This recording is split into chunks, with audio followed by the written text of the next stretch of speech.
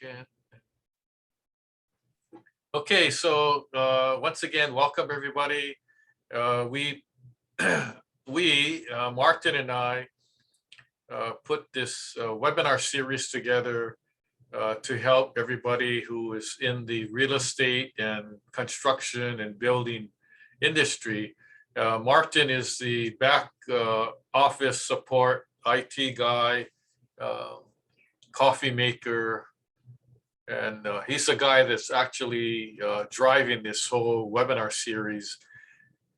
My name is Lance Luke. I'm the National Building Expert, and this is part of the Ask the Building Expert webinar series. And why do we do this? Well, we do this to help building owners, condo associations, board members, property managers, homeowners, and anybody else who's interested in these topics who are in the industry of real estate or construction or building. And I don't know if you can see the image, but this is me standing in front of the Millennium Tower in San Francisco, which, by the way, is sinking, and it's trying to be fixed right now. I'm flying over there either next month or the following month to go take a look at what they're doing. And I have to bring my jacket because it's cold, but I can handle that. So today's interesting topic is flooring and sound transmission issues. And the reason why this is a topic is because I always constantly get inquiries from different people about the issue. And it's kind of simple in one respect, but then it's kind of complicated in the other. And it mainly has to do with condominium buildings, but it also applies to apartment buildings and hotels. So once again, thank you very much for joining us. I see people from Hawaii, different islands, and all over the US. And, we appreciate you attending. Of course, it's free. And by the way, I think I lost count, but I think this is number 62, webinar number 62 this year. And we have a whole bunch planned for next year also with different topics. So keep us in mind. Hopefully you have time to tune in. If you don't, we put our webinar video on our website, and you can watch it on demand anytime you want, sort of like Netflix, but it's free. We don't charge a membership fee. It's always free for you to watch any of the webinars that we have on our website. So let's get right into it. Flooring products and systems. Well, can you name a type of flooring product? Yeah, that's right. There's carpet, there's tile, there's laminate flooring, wood, there's stone, almost any type of material you can use for flooring, basically. But these are the most common types. And when I mention the two words flooring system, the system is actually comprised of an underlayment. And let's say we're talking about carpet. The underlayment for carpet is the carpet padding, and the actual flooring product is the carpet. So it's a two-part system. Sometimes it could be three parts if you're dealing with wood or laminate, and they require two pieces of underlayment, for sound. So that's what we're talking about. So as you can see in the photo, the bluish turquoise and the green, that's the underlayment. That's the product that goes on the actual floor, whether it's wood or concrete. That goes on first, and then the actual flooring material goes on top of that. Okay, so let's see. So like I said, the different products would be carpet, wood, tile, stone, laminate, LVT. Well, what is LVT? Is that like a model of a car? No, that means luxury vinyl tile. And that's just a word that the manufacturers came up with to make it sound like it's, more important or a better type of product. Basically, it's an upgraded laminate kind of material, and it could be wood, composite wood, could be vinyl, could be any number of different products mixed together. There's also fiber cementitious product, which is cement and fibers mixed together to make it stronger. Now, here's the interesting part. Sound ratings explained.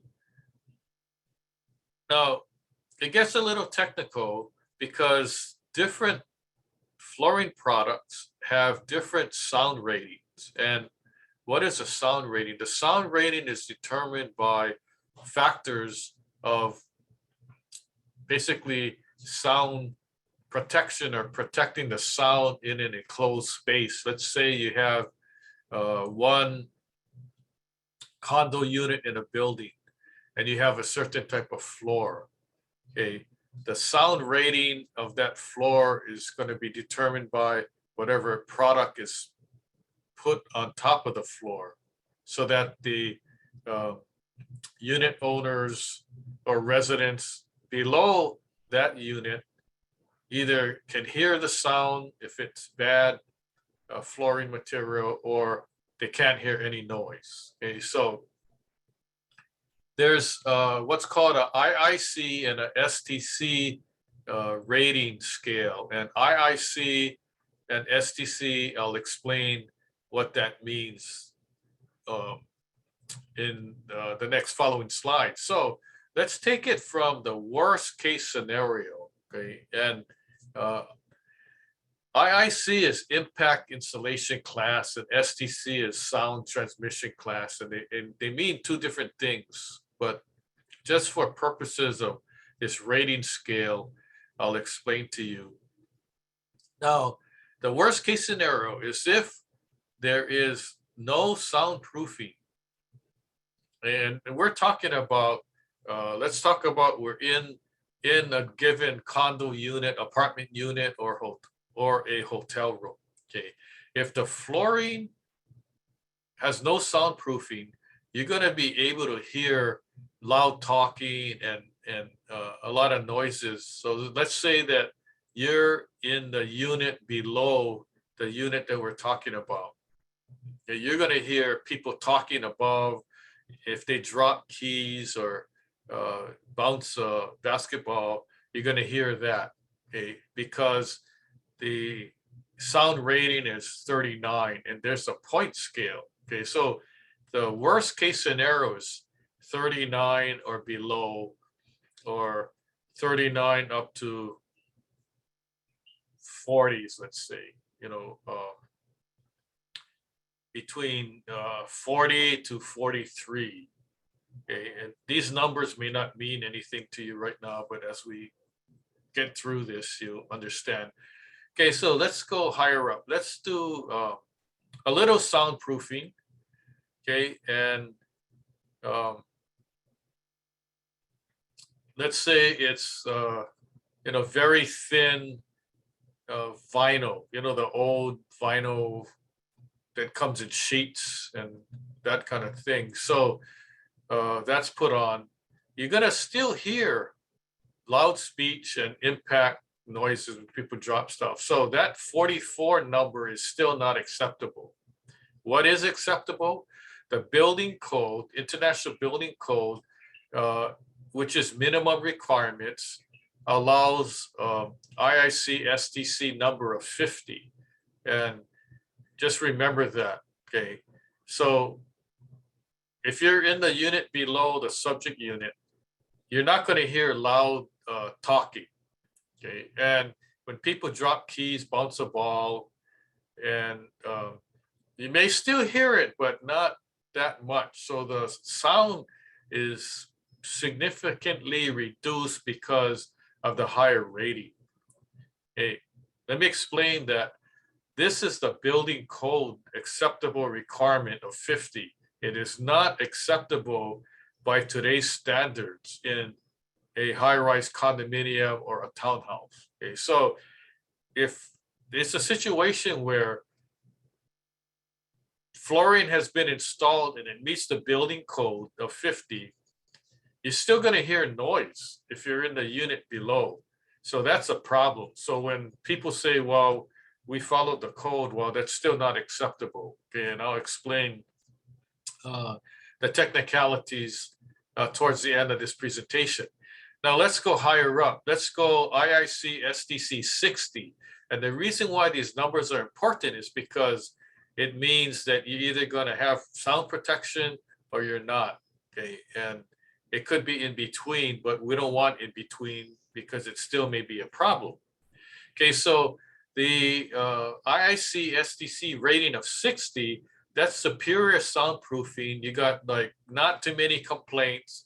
You may still hear low frequency noises, but it's a lot better than the building code requirement. And then the best is IIC or STC 70 or higher. And basically, they say it's virtually soundproof, but it's really not. And if you have a requirement meeting 70, then you basically don't have any complaints or nuisance noises and that kind of thing. So there's a difference in the rating scale. Now, music studios or theaters or other areas such as an exercise room that's on the second floor where they have weights, they have a higher rating than 70, okay? And they have to because of the noise factor. Okay, so that's basically the rating scale. So when you're dealing with noise issues on flooring, you have to find out what the rating is. If you don't, then it's arbitrary. But the bottom line is, if you're in the unit below and you still hear sound, it doesn't matter what the rating is. It's still a problem. Okay, so let's talk about the specifics. Okay, so IIC and FIC classes. IIC is impact insulation class, and what that means is noise from an impact, such as keys falling on the floor, or a bouncing ball, or people wearing high heels and they go into the unit and you can hear the clicking sound of the high heels. And there's been complaints where unit owners are saying, I know what time the lady above me comes home from work. It's at 6:30 because I can hear the high heel sound. Okay, so you're not supposed to hear these noises. So IIC is impact insulation class. FIC is field impact insulation class. And when you see the F, that means field. The way to determine the field measurement or sound transmission number is through a test. Okay, that's done in the field. And I'll explain more about that later. Let's go to the STC. So STC is sound transmission class and FSTC is field sound transmission class. So if you look at the big image, there's basically five, let's say there's 5 different units. Okay, on the upper left, looks like they're dancing. Okay, so if you see the vibrations of the dancing, there's 4 people that are dancing, and the flooring is not the right sound quality. Okay, so the people underneath that unit can still hear the sound of the feet hitting the floor. Okay, so although in this particular example it may meet the building code, it's still not acceptable because the unit owner down below can hear the noises, and that's not good. Now, try and look at the right top. Okay, it's a bedroom. And then look at the bottom of the bedroom. There's a guy playing drums. Okay, so although you see the black walls, okay, this drummer insulated the walls, so he did a good job. He actually insulated the floor too, and his rating was more than 70 IIC. Okay, so this guy was really nice. So he insulated the walls and the floor. Except if you look at the bedroom, right next to the bottom right, you see the vibrations and the noise in the blue lines there. Somehow between the floor and the wall, he didn't seal so that the noise from his drums still goes through the bedroom. So this is not an acceptable situation. Although if it's his own bedroom, I guess it's okay. Okay, so if you look on the left at the image of the three people talking,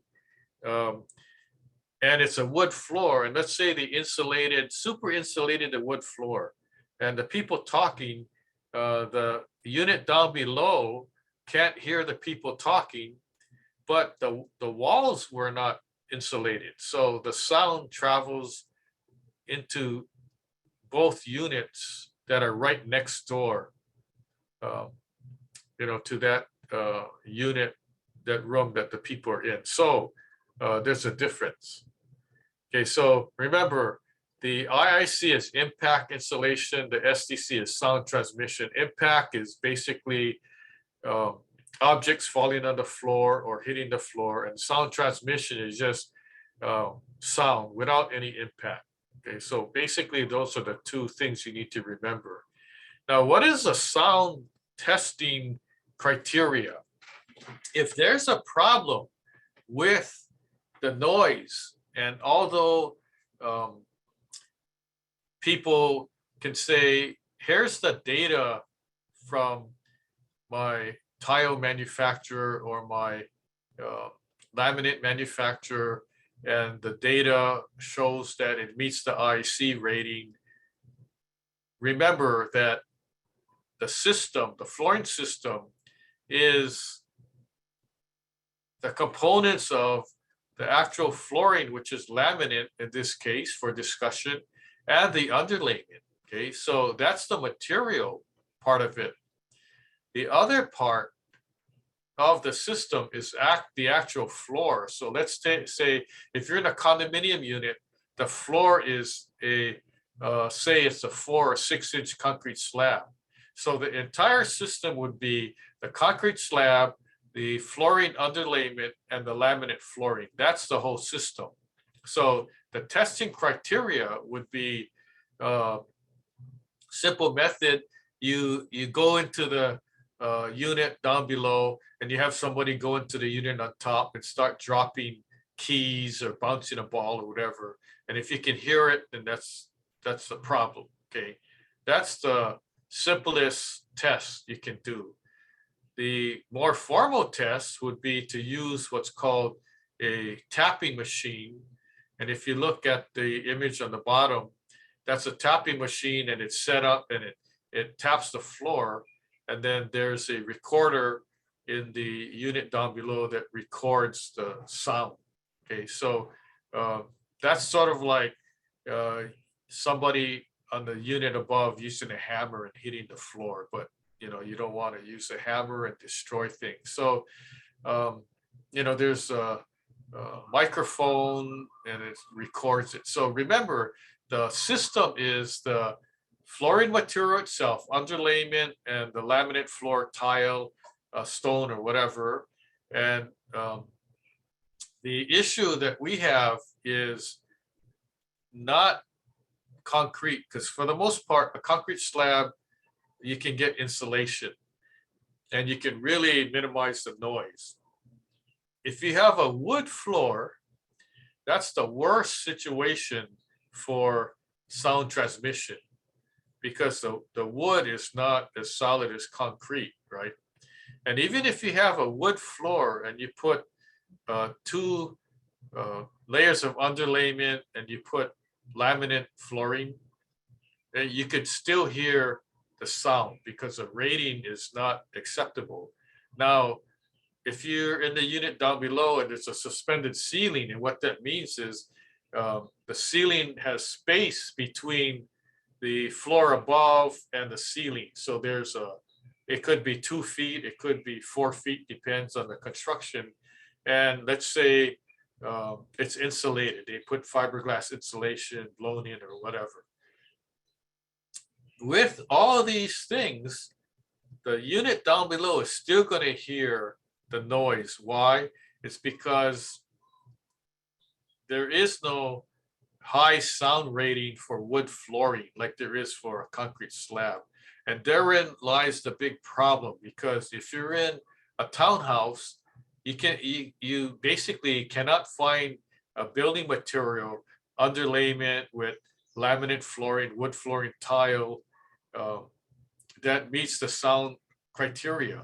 And when I serve as the engineer reviewing design applications or renovation applications for various condominium buildings, and I have to request the actual samples and also the lab test results showing that these products have been tested in the laboratory.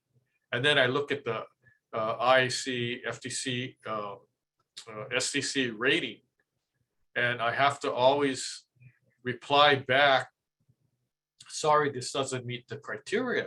And people say, well, I went to Home Depot and they said it meets the rating, and I bought my material at the carpet store and it's luxury vinyl, and here's the results, here's the brochure, and even the lab test results. And I have to reply back, sorry, but these lab test results are only based on a concrete slab. They're not based on a wood floor.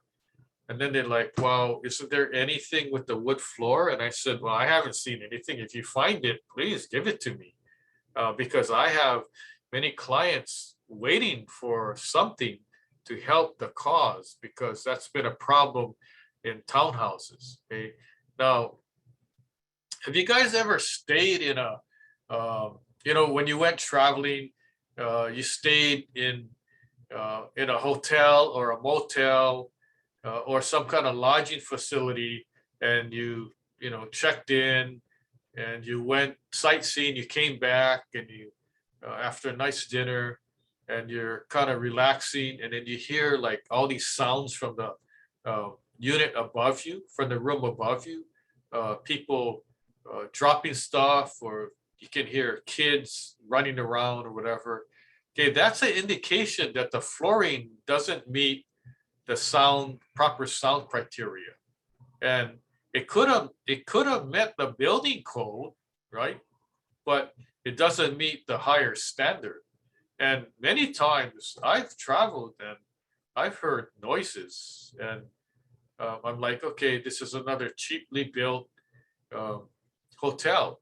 For instance, 2 years ago, I was in Orlando, Florida, checking out on vacation to Disney World Epcot Center, and the place we stayed at was this beautiful hotel, kind of like wood frame townhouse buildings, and it had like super amenities, big swimming pool, jacuzzi, nice parks and everything. But the flooring was wood floor, and it wasn't insulated properly, and I could hear all the noise because it was quiet for one day, and then the next day a family with kids checked in, and every night they were running around, jumping off the bed and things like that. So I told my wife, guarantee this does not meet the acceptable sound criteria, although it could have met the code at the time. See, so I always tell hotel developers and condominium developers, if you're building a wood frame building, you better have proper floor insulation so that when somebody does move into the unit, the guys down below don't hear the sound. You know, that's your job, and you have to exceed the building code. You can't meet it because remember, the building code is only minimum standard. It's not maximum standard. It's not even a desired standard.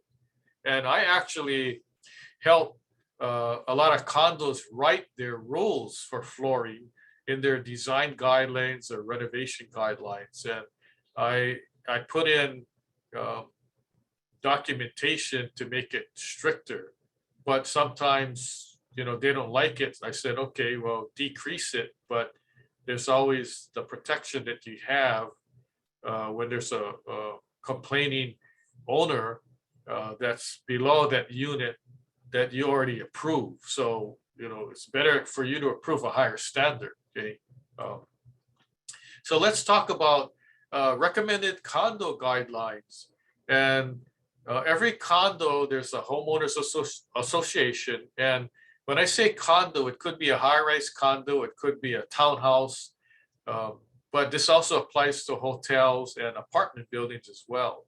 So if you look at the image on the bottom and you look at these different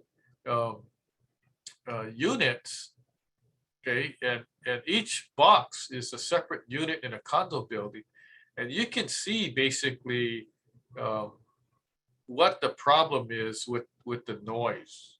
People pounding on walls or pounding on the floor, and you know, it's becoming a bigger and bigger problem as people renovate their units. And especially in Hawaii, a lot of condo units were built in the 70s and 80s. Okay? And in the 70s and 80s, and even in the 60s, we didn't have this kind of noise mitigation requirements. It was not known at the time.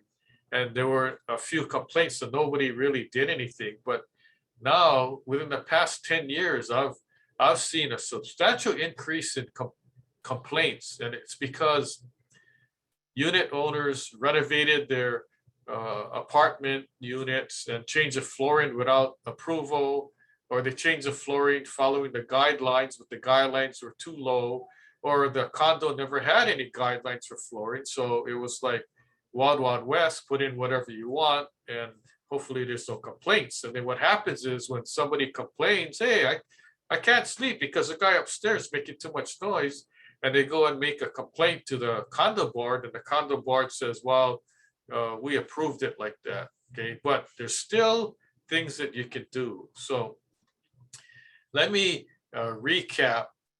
If you have an IIC, STC rating of 70, that's virtually soundproof, and you know, that's the highest standard or higher standard.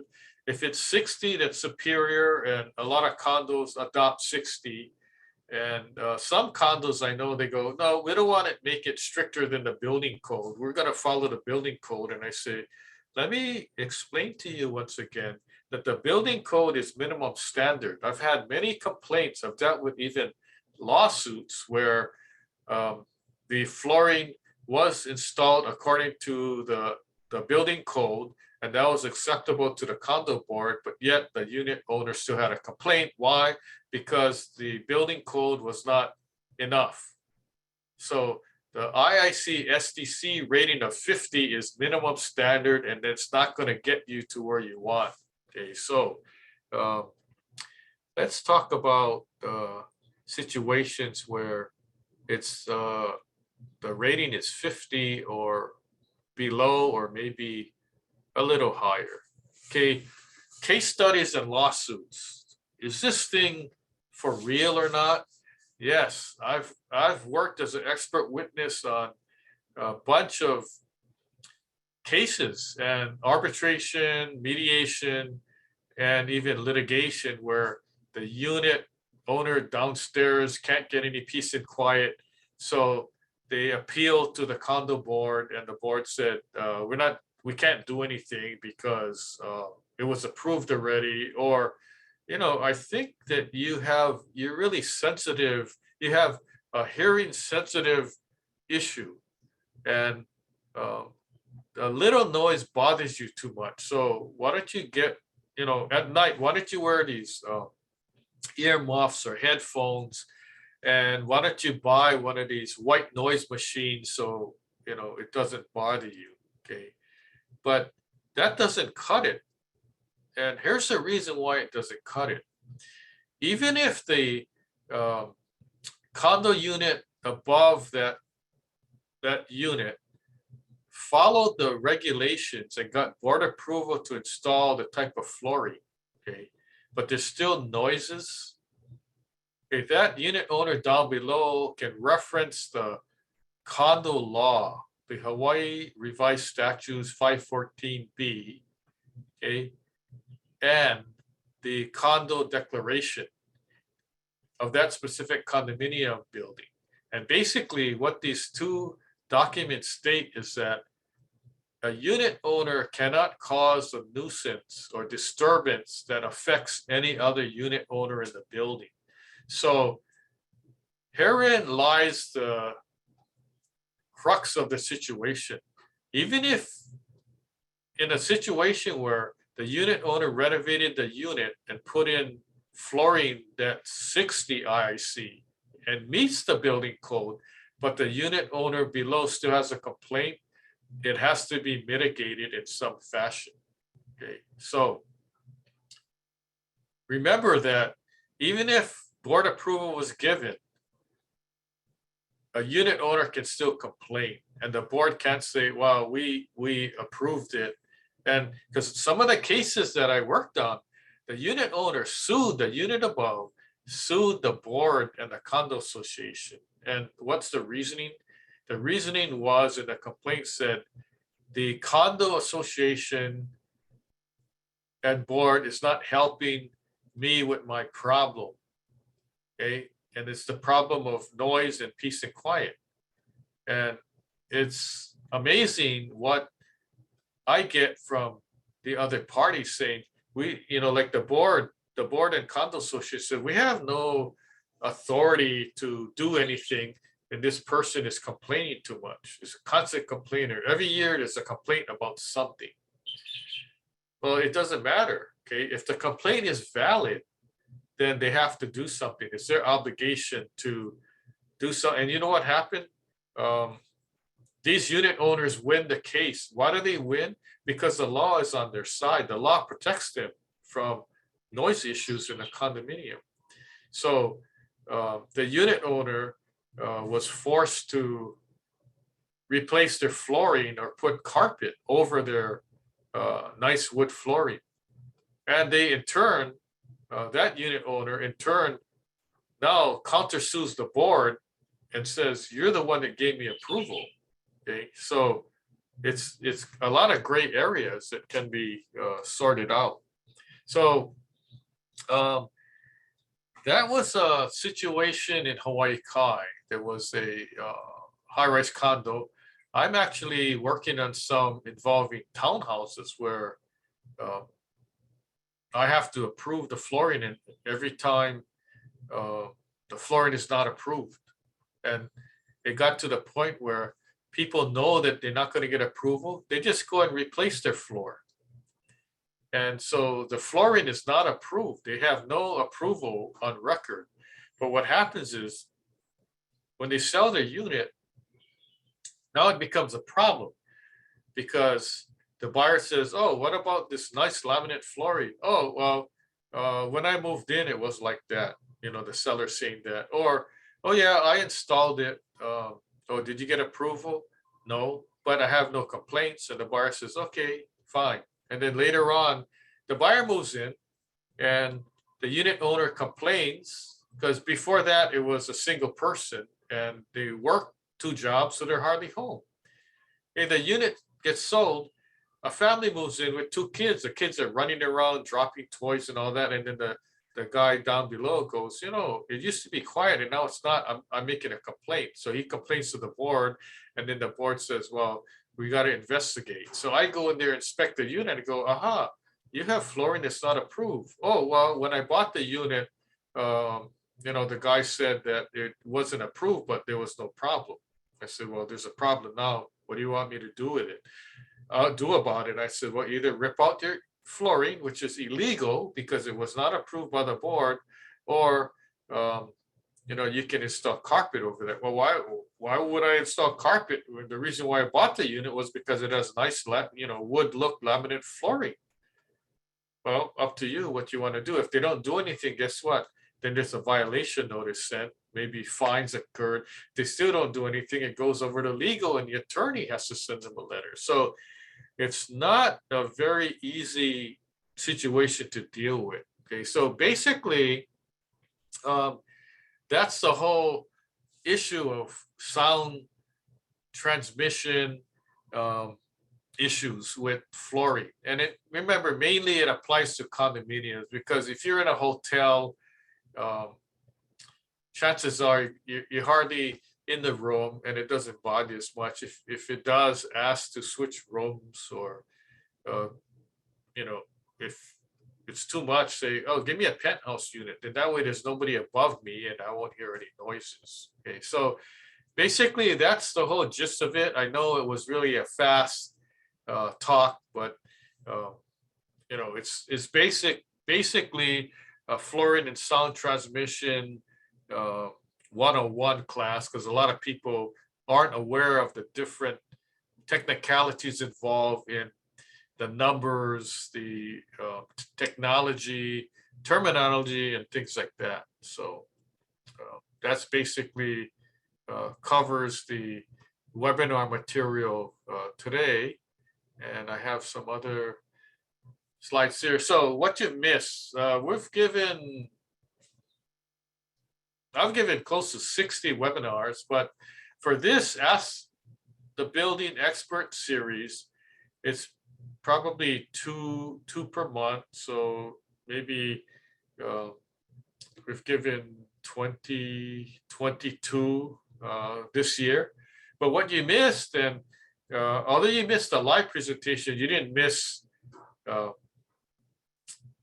don't feel bad, because you can always watch it. We have our every webinar that we've done, we've recorded it, and it's on video on demand. So you go to our website and you can always watch it whenever you want. It's free. You pick a topic, and whatever your favorite topic is, and I really want you to watch more than one. And we've covered topics such as building code, permits, contractor licensing, roofing, concrete spalling repair, cast iron drain piping, hurricane ties, painting. There's a whole bunch of other ones, wood repair. It's good stuff. And through my years of experience, I wanted to put things together and help everyone. And that's the reason why we're doing these webinars. And the more people know, the better. And so that's the whole thing. Now, because this is our last webinar on the topic, and by the way, we have probably 22 webinars scheduled for next year. So you can go to our website and take a look at the topics and see which ones you want. And when we open it up for registration, then you can actually register. And our website is askbuildingexpert.now.site, and I'll put it up on the screen. So what's coming up, like I said, is more webinars about different topics. If you have a topic that you want us to cover, shoot us an email and we'll add that to the list and we can consider that. Also, as a bonus and to show appreciation to our supporters, we're having instead of a kind of educational instruction webinar, we're having a fun thing on December 21st. We're having a holiday party for our 2 different webinar series, and we're not going to talk about anything that important per se, but Martin and I also give Ask the Marketing Experts webinar, which is a lot of information on social media marketing, traditional marketing, websites, social media platforms and all that. So we combined the two together, our two webinar series, and we're having basically Ask the Expert holiday party, and we're inviting all of you guys to the party. There's going to be food, of course, online photos of food. We're going to have some music, sing along. We're going to have a bunch of games and prizes, and I've given away probably $1,000 of the prizes just on Facebook because I have different contests. So remember, though, we're not going to have it on Facebook Live. You have to register on Zoom because that's the only way we can control, having the games and giving the prizes out. Okay, so register on Zoom. Go to our website, and let me see here. Okay, so our website is askbuildingexpert.now.site. You go to that website and you can register for the holiday party, December 21st at 9 a.m. Hawaii Standard Time. You don't have to live in Hawaii to attend the party. We're extending an invitation out to anybody out there that has been a supporter of our webinar series and supporter of the National Building Expert, Ask the Building Expert, and also Construction Management Inspection, which is my construction management company based in Hawaii. So if you're from any of the 50 states, you are invited to participate. If you're outside of the US, you're invited to participate as well. And I know that some of the material we cover applies to different parts of the world, may not apply specifically on the contractor licensing building code stuff, which is basically US and basically Hawaii based, but all the other roofing, concrete spalling is basically the same. So please sign up for the party. If you have questions or comments regarding this webinar, we invite you to post it on our Zoom platform or post it on the Facebook Live comment section. So I'd like to turn it over to Martin now so he can see if there's any questions from the audience. We have the National Building Expert right here. That's me, and I'm willing to answer whatever questions that you have. If you have questions that do not pertain to the subject matter of flooring and sound transmission, if we have time, you can ask also, and I'll be happy to answer those. If we run out of time, you can email us or call, and we'll be happy to help you. And of course, it's always been free, and free is a magic word. So our holiday party is free, and asking questions is free too. So Martin, are you out there? I am out here, Lance. I'm here. Okay. How's the sound? You hear me all right? Yeah, you're coming in loud and clear. Good. Great, great. Yeah, we have a few questions that have come in, so let me hit you with them. First one here is, I live in a high-rise condo building, and we are having noise problems with the unit above us. She sounds familiar. We have talked to the unit, to the tenants, but they said there is nothing that can be done. What can we do to get some peace and quiet? Okay, so I'm not sure whether this is a condo building or an apartment building, but I'll give you the answer for both. If it's an apartment building, you would have to talk to the management company or the building owner. Sometimes an apartment building is owned by one person, one family, or owned by a corporation. You got to talk to them, because if it's an apartment building, that tenant doesn't have any control over the flooring. Now, if it's a condo building and it's a tenant, you have to talk to the owner of the unit, or if you don't want to talk to the owner of the unit, you go to the property management company or you talk to the condo board. And I would advise documenting dates and times that you hear noise, what does the noise sound like, and put everything in writing. Because your complaint has to be in writing in order to be taken seriously. If you just call and say, "Hey, you know what? The guy above me is making too much noise. Oh, when did this happen? Well, I don't know. It's been happening for the past 6 months now. What kind of noise is it? Well, I don't know. It's kind of a knocking sound. Um, what do you want us to do about it? Well, fix it." So, and then you hang up. That person on the other end could basically say that you never called. Okay, so you have to follow up in writing, and if you don't get any feedback, keep writing and have a paper trail so that you have evidence of times where you reported the problem, reported it again, and nothing happened. Or if they send a letter saying we're looking into it, well, okay, fine. But then 6 months later, you don't have a response. Well, how can they looking into it and it takes 6 months? So you have to be more proactive. And there's ways to deal with the situation. And sometimes these things take a long time to deal with, because I've had a situation where there was a problem. They tried to contact the owner. Oh, well, the owner's in Hong Kong. We can't get a hold of them. Okay, then what happens is it gets stalled, right? So, but that's not an excuse. Okay, and if it's a rental, there's a law. Okay, in the landlord tenant law is if it's a out of town. Okay, what I mean is if they don't live on the island, they don't live in the state, they have to hire a property manager for them. They cannot manage from Hong Kong the unit, because then how are you going to get a hold of them? What if there's a plumbing leak? What do you do?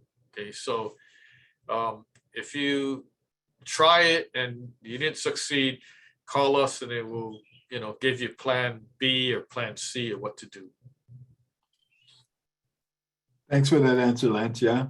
Next one here that we got is when I bought my condo, the tile flooring was already there. I got a violation notice from the property management company stating that I have to remove my flooring since it was never approved. What options do I have?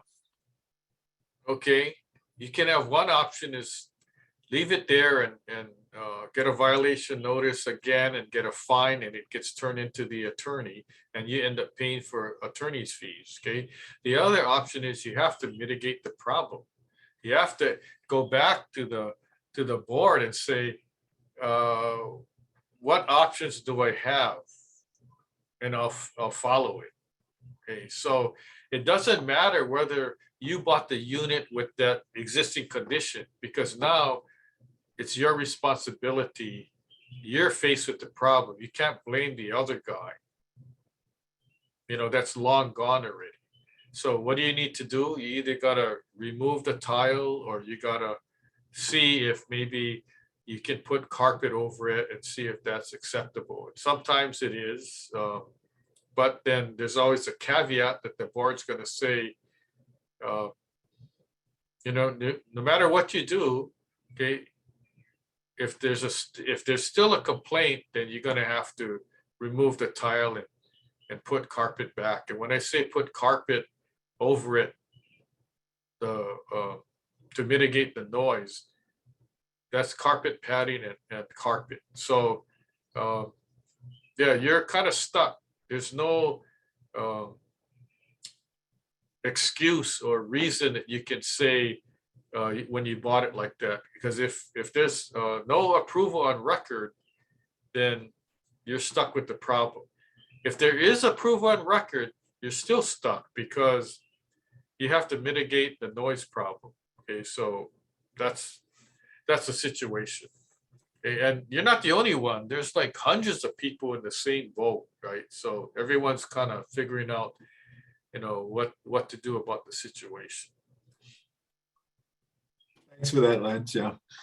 The next question is, with all the latest new flooring products available, why is there not any acceptable product for a wood constructed building?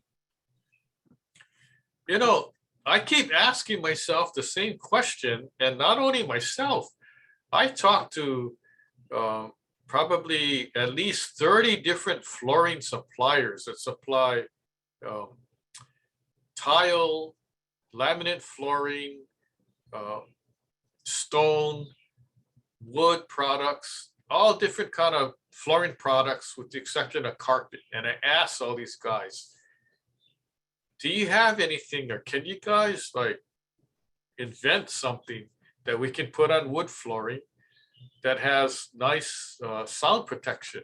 And everybody says, well, we haven't figured that out yet. So, uh, I understand with the technology today, they should be coming up with something. If they can send, people to the moon, um,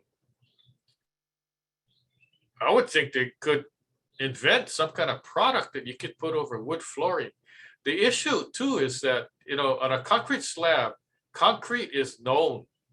If it's 4 or 6 inch thick concrete, that material is known. What I mean is that we know what components go into the concrete, and we pretty much know the sound qualities of concrete.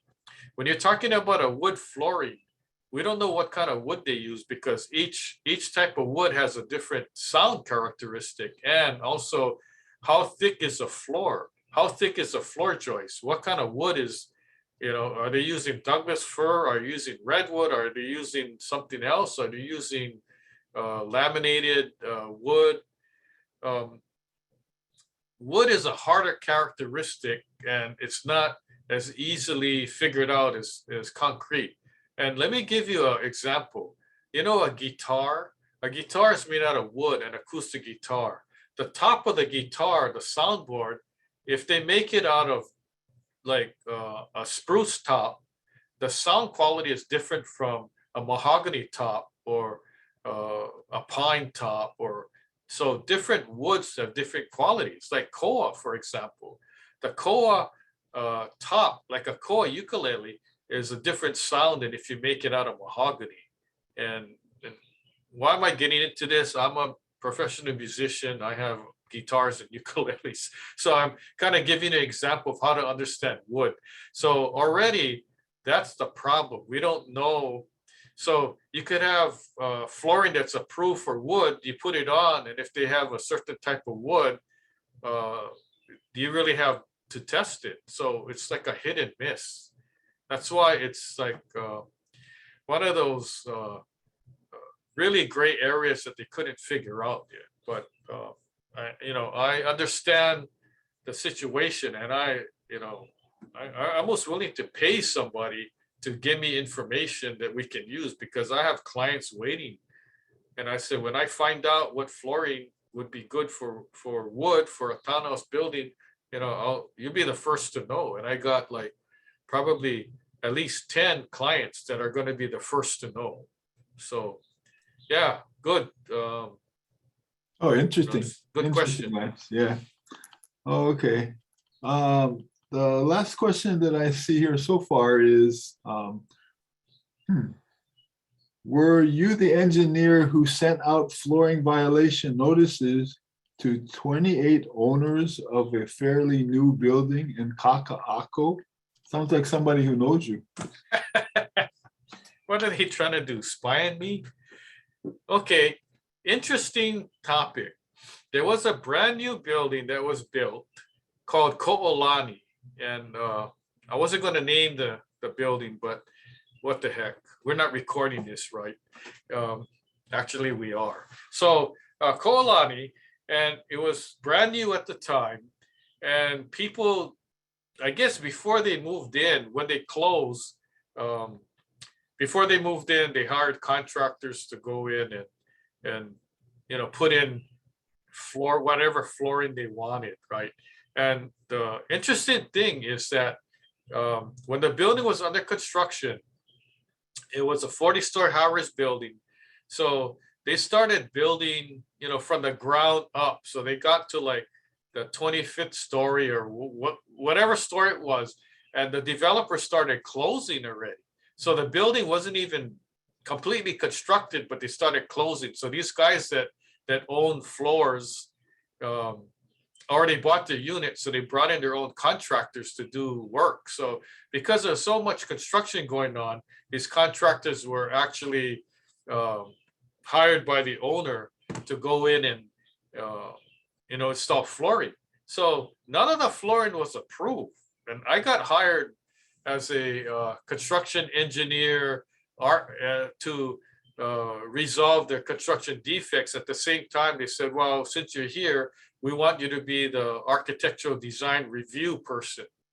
And so I would review all the design applications, but then we had a lot of complaints on the flooring. So I had to set up inspections of the units that were well, they weren't in violation at the time. It was just got noticed that there was a noise issue.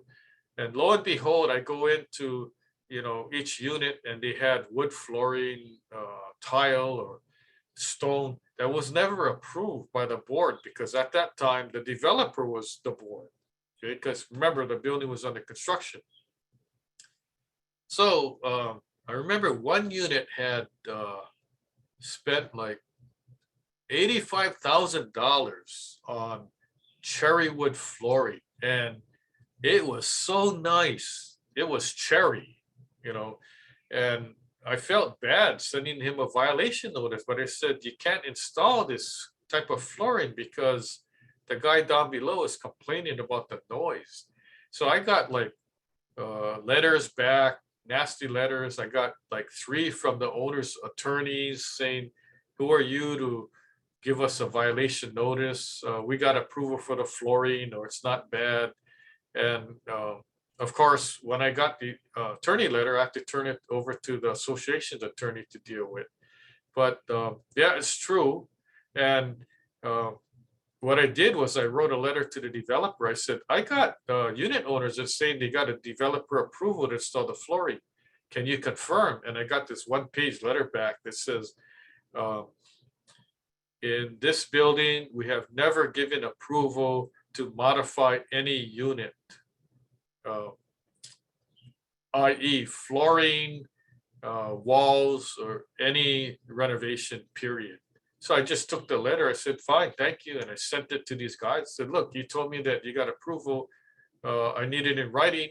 I got a letter from the developer that said it wasn't approved. So if the developer's wrong, send me the letter from the developer. Of course, I got no letters, right? So if it's not in writing, it didn't happen. So that's what happened. So I don't know who this person is, but they probably were familiar with the situation. Either they were a unit owner down below, a unit owner that got the violation, or they're a realtor that sold a unit, or maybe a board member that was on the board at the time. I don't know, but that's good. I'm glad people are listening and following the situation. So I know it's near the end of our time period, but do we have any other questions, any comments on Facebook that I need to answer before we sign off? No, I think we're good. I don't see any more on Zoom or any on Facebook right now. Just Okay, good job, good info. So once again, thank you everybody for attending. We hope to see you at our next webinar, which is not a webinar, it's our holiday party. Seating is limited, so sign up on Zoom and we'll have a lot of fun. And by the way, Martin is tuning his guitar and practicing. He might play for us, I don't know, we'll see. But anyway, hope you guys have a happy Thanksgiving, and hope to see you at our holiday party. And also tune in for the next series of webinars starting in January. We'll continue to have fun. So once again, thank you very much on behalf of Martin and myself, and we'll see you again. Aloha.